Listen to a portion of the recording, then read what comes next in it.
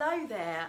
Hi, if you're interested in tips for how you can live a healthy lifestyle with energy and diet, then stay tuned because I've got wonderful Hanna Carr here today talking with us. Hi. What I'm super excited about because I love the stuff she does. I'm Teresa Jande and this is our Authentic Me community. Welcome and welcome, Hanna. Would you like to explain to the people what is it you actually do? I'd love to. Thank you so much for having me. Thanks for welcoming me onto the video. Hi to all you viewers. And yeah, I'm Hanna Carr. I run a company called The Nourished Body and I'm a naturopathic nutritionist. And naturopathic just means to use nature as a cure. So I look at really natural things like hydration, diet, supplements if people have got deficiencies. And lots of people have got toxins, so I look to detox the body as well. Do that, I've got a spot here. Doing used to doing. And I teach yoga as well, and I help people with all different types of health conditions, lots of different types. But the main people that I really like to help, what's an interest to me, is women, and women who suffer from a constant fatigue, almost like a chronic fatigue, and those that are really stressed and overwhelmed. And I've dealt with some of those challenges myself. I know what people are going through, and that's the kind of community of people that I really like to help in my work. That's really helpful. So I was going to say, for the people at home, what habits would you recommend for someone that wants to try and change their energy or their diet? Is that right? Yeah. So if they want more energy, gosh, I've written a whole course on this, so I can give you loads of tips. So I'm going to try and keep it small. Yeah. This is a really simple one, but if you're not going to bed at a consistent time every night and you're staying up late watching TV, you're going to be tired the next day, right? Makes sense, makes sense, and I think we're all guilty of that. So it's about regulating your circadian rhythm. So you're going to find a regular bedtime, so maybe 10 o'clock would be really good for a lot of people. Not everyone's the same, but consistently going to bed at that time, even at weekends, and then you do wake up with more energy because your body is ready and expecting to wake up. And then our cells need certain things, which is oxygen is the first thing. So breathing, and most of us only breathe into our chest. We talk about this a lot in yoga. Breathing, they were saying about. But some deeper breaths, so you could do some breath work. And hydration is a massive one. If your cells are dehydrated, you will lose energy, you will be tired. Wow, so that's really good tip. These are all things you can do as well, aren't they, at home? And again, this is another really simple one, but after you've exercised, how do you feel? Energized. Our body needs movement, and we're really sedentary nowadays, aren't we? So it's about, I actually go into workplaces and talk to people who are low on energy in the workplace. What can they do? And I'm like, you're not going to like it, but do you know those stairs? Go up the stairs. Yeah. Can you still jump? Because when you've done those few things, we just need to get up from our desk, we need to move, or away from our phones, we need to bring energy to the body. Yes. And when you do that, you breathe more deeply. Yeah. So these are really simple tips, but go to bed more early, drink more water, have more, doesn't have to be exercise, but movement. Yeah, they would be my top tips for energy. Cool. And I've got these three, I've been asking everyone these questions, so describe yourself in 3 words. And I know this is really hard for lots of people, because especially on the spot, so we're into these, but for 3 words that you'd say it's you. Yeah, you think of all the horrible ones, don't you? I work really hard to be like friendly and positive, so I'm going to say positive is definitely one of mine. I'm very passionate, I've got lots of different passions. And my 3rd one, I would say I'm an empath. So this is every day in my life with my friends, my family. I feel energy. I love connecting with people one-to-one. I love this time for us together now. I've loved it. We've had fun. We've run through this quickly and we've just been chatting. We really enjoyed it. And it's a skill that I use in my work with my clients. They tell me, they give me feedback to say, you're really easy to open up to, which means a lot. I need that in my line of work, and I can relate to them without judgment. So empathy, I'd say. Yeah. Cool. And I was going to say, that leads us on to what I was going to say next. What are you passionate about? Yeah. I'm going to have to try and rein this in because I've got loads of passions. It's not difficult for me.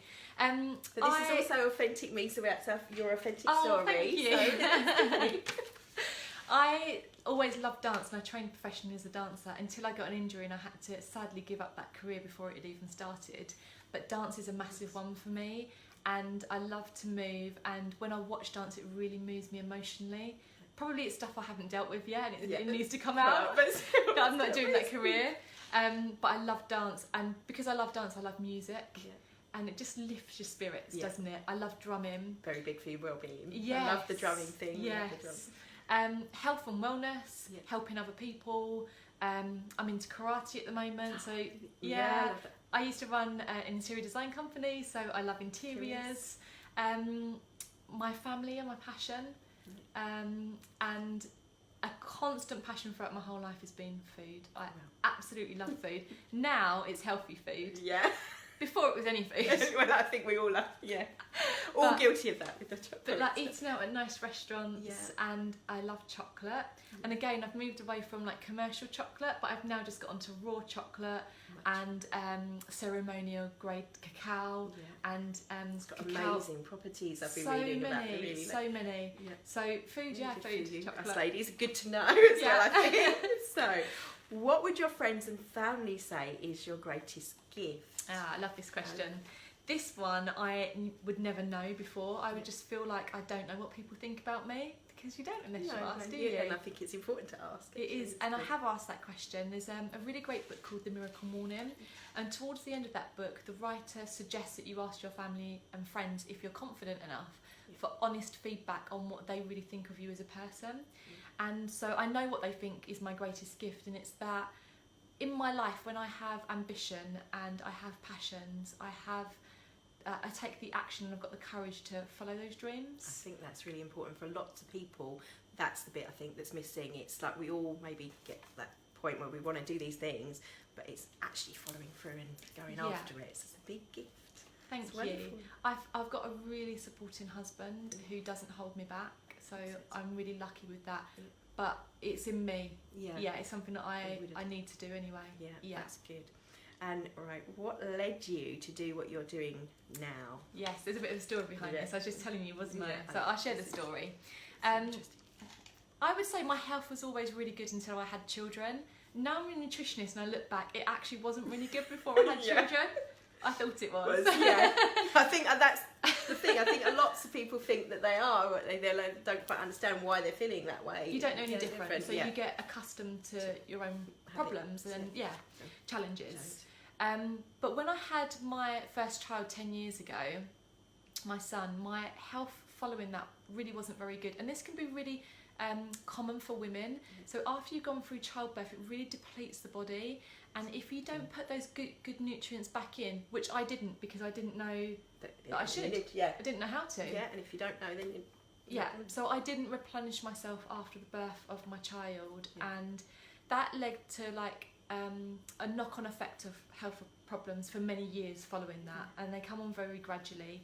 But it started with a constant tiredness that felt more than a new mum tiredness, although I had nothing to compare it to. So it could have been a new mum tiredness. There's lots of mums, obviously, newborn baby, up lots, tired, sleepless, plus that they would say, well, that's part of being a mum, wouldn't they? They'd probably tell themselves, oh, this is normal, this is what I should be feeling like. So it may have been that, but I questioned it because my son slept through the night from 6 weeks. So I was really lucky. So I was getting enough sleep, but I was still exhausted, like another level of exhaustion to what I'd ever felt before.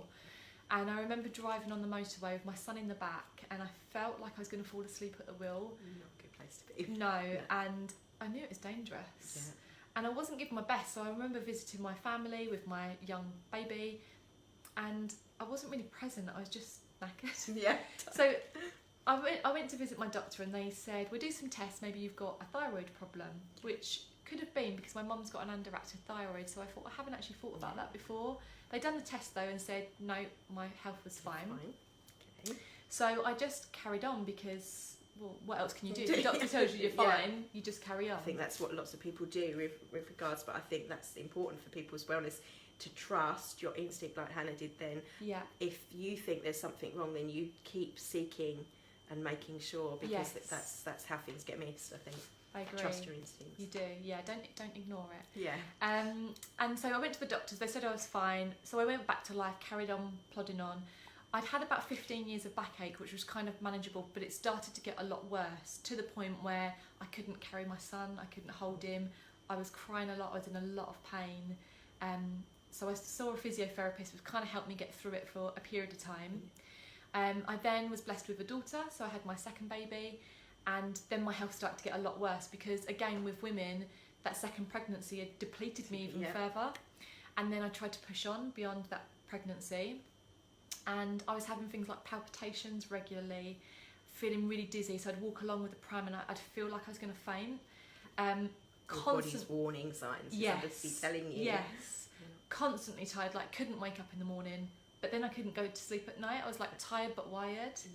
Yeah. My backache had gone to another level. It was travelling from my lower back to my mid back to my upper back, and I was having to like lay down on the floor in the middle of the day. Yeah, I couldn't cook. My husband would walk in the evenings, and I just need to hand everything over to him. I was exhausted. My back was killing. I was spending thousands of pounds on like chiropractors, osteopath, cranial sacral therapy, acupuncture, massage, like any treatment to help my back in this pain, which we couldn't afford. Yeah, but I didn't know what choice I had because I was in this constant pain. And the doctors saying, well, there's nothing. Yeah.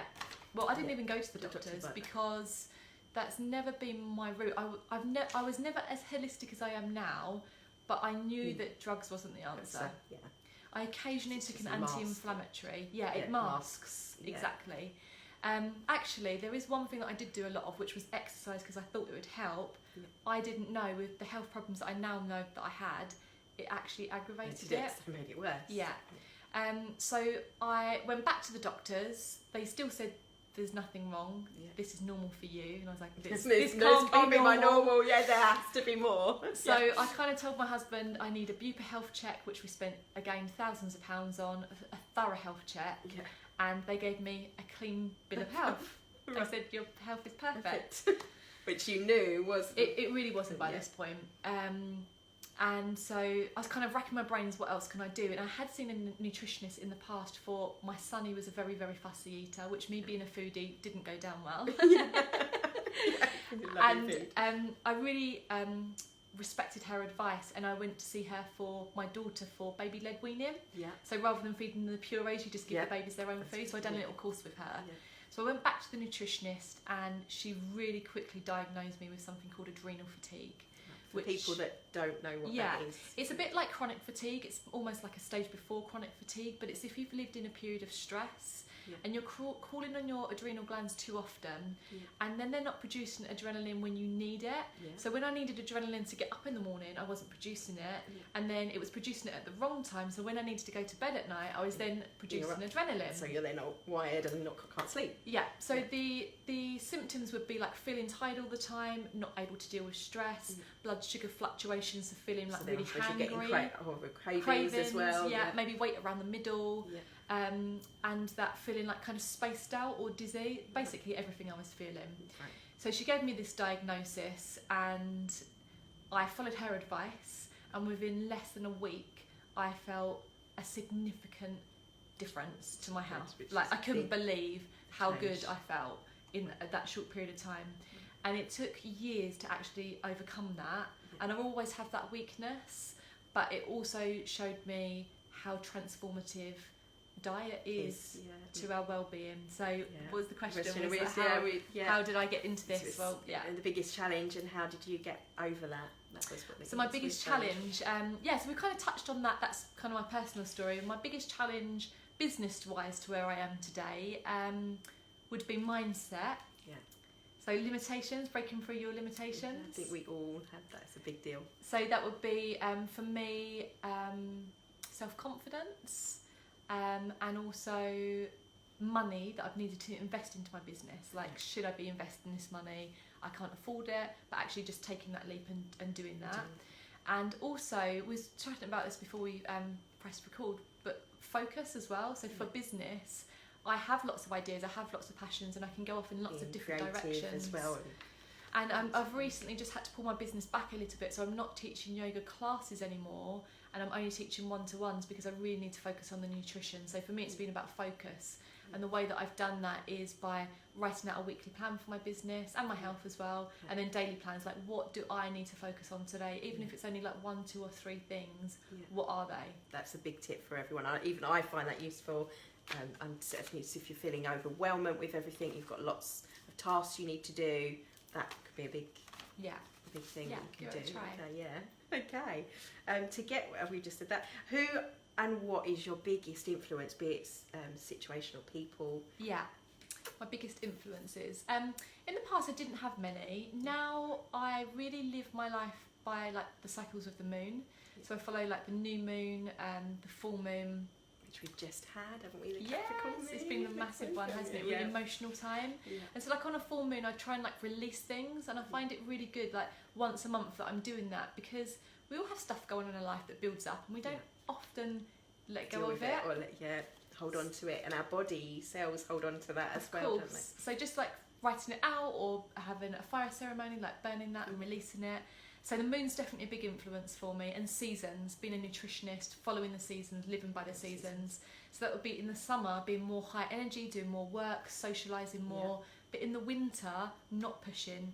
So drawing everything in, like reflecting, planning, working less, going to bed earlier. And people, my influences. Again, my family, my husband's a massive influence on me. But I love Tony Robbins. I went to Tony Robbins this year. He's a huge influence on me. I read The Secret years ago. I really love The Secret. I love lots of people in The Secret. Yeah, so in that kind of self-development, positive kind of space. Yeah, and they say that all the high performance people, they have that hour they spend time on personal development, and that's what they do. They set their own curriculum, and that those are the people that grow. They have balance. Yes. In all of those areas. Excuse me. So what's the first thing you do when you wake up? Oh, that one's really easy for me. Drink a glass of water. Which is the same as Gemma. So the water thing's definitely something that's worth doing. We've got viewers. Hi there for our viewers. I can see we've got people watching. Yeah, so I drink a glass of water, and I say this to all of my clients, that every night take a bottle of water or a glass of water up to bed with you, and do not get out of bed until you've drunk that water. Hopefully you slept for 8 hours overnight. Your body's dehydrated. The first thing that you need to do is rehydrate the body before you do anything else. I'm not talking about rehydrating with coffee either. Yeah, water. Yeah, it does the opposite, doesn't it? It does. But also when I'm being good, I like to get up early in the morning. So following that glass of water, I love to do sun salutations, so yoga. I listen to audiobooks while I'm doing that. I love to meditate. So you're getting your mind in the right. And I think about what I want to do for that day. But I'm not perfect, and I don't do that all the time. No, so none of us. No, sometimes it's just have a glass of water, come down, get the kids ready for the day. Yeah. And I do prioritise myself. I always have breakfast with my children as well, but I sort those out first. I think that's important as well. These habits we're saying to you, look, do this. Don't go away and think, right, if I want to do that and be like these people, then I've got to do those every day, because everyone has an off day, and that's my thing. If you have an off day, that's the next question. Yeah. What do you do when you have an off day? How do you get yourself back? In the past, I found it really hard to turn that round and kind of wallow in that. But I have to say, looking after yourself and being healthy, you have less off days. Yeah. So agreed. If I eat healthy, we've just had wheatgrass juice before we've done this. I love the fact that this is like we've got the energy. I'm weird. We got all the wheatgrass. I love it. When you look after yourself and you eat the right foods, it affects your mental health so much. And if I eat things that I don't normally eat too often, maybe like cheese and gluten, I can feel it the next day.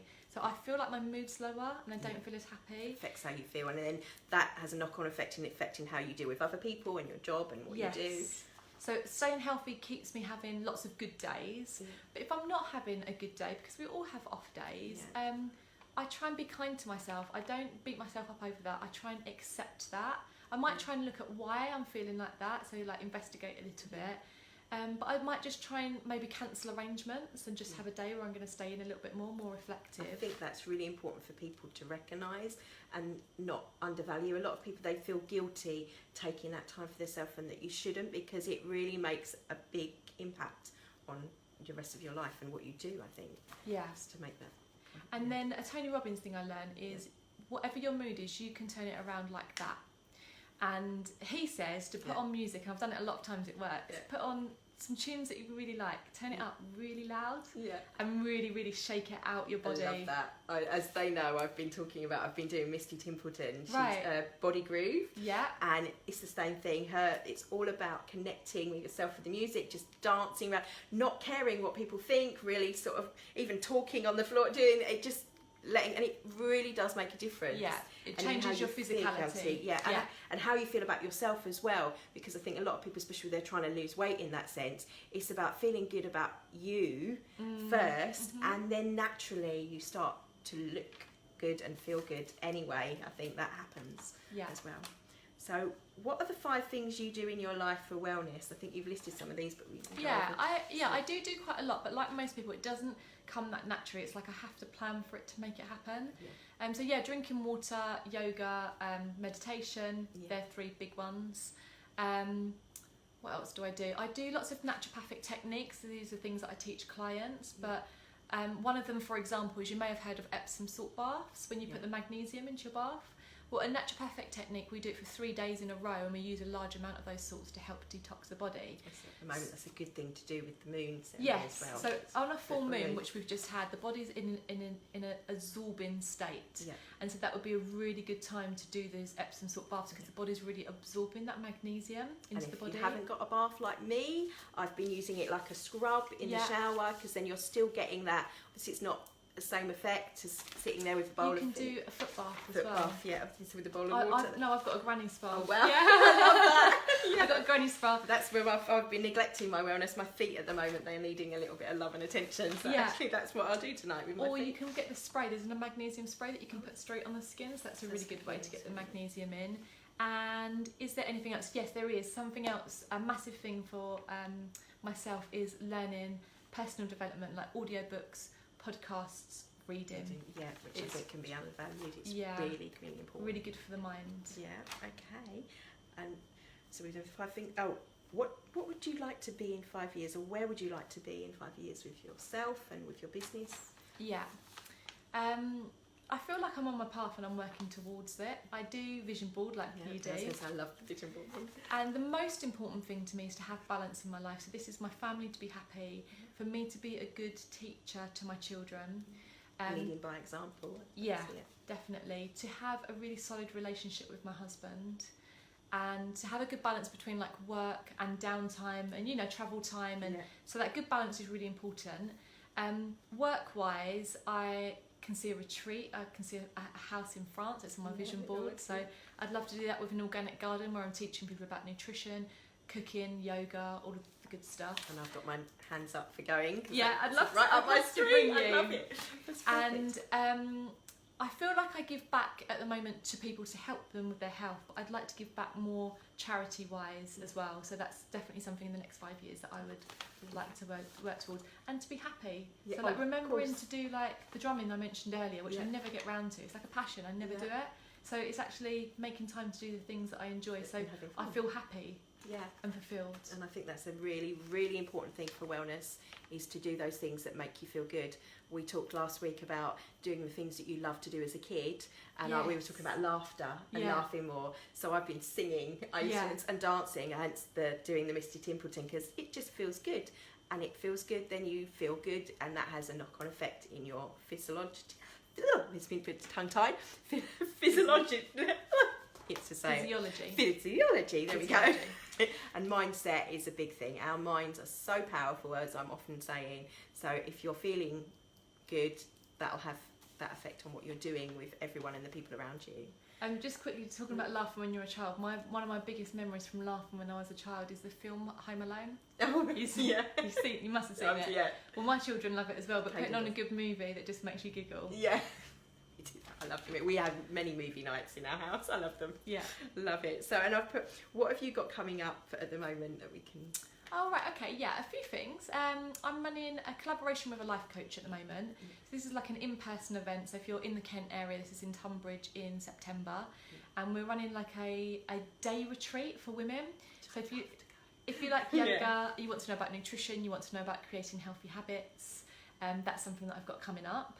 And then if you're not local, I'm actually creating a 12-week course for those women that I was talking about earlier, the ones who are feeling constantly tired, stressed out, overwhelmed, just by everything that they've got going on in their life. I'm writing a 12-week nutrition programme for those people at the moment. So that's going to be launching in around October, and I'm taking a waiting list for that at the moment. So if anyone's interested, then get in touch. I was going to say, we'll put some links below. Yeah. For you. So how can people get? I was going to say how people get hold of you. Oh, brilliant. If they need to. So my company is called The Nourished Body, and on Facebook and Instagram I'm at The Nourished Body UK, or my website, thenourishedbody.co.uk, And that collaboration that I run, that one's called Unstoppable Energy, and that's with Danielle Early. Yeah, and we'll hopefully have Danielle on as That'd well. be amazing, yeah. But we'll put a links below, so if you want to go on and you can book and put on that waiting list she's talking about, I definitely want to be on the waiting list. Great. Okay, what have I got here? And that's it. That's it. Wow, that waiting list. Thank We ran you through so it. It much. was brilliant. Oh, it's been brilliant. We've had fun. Thanks for watching. Thank you.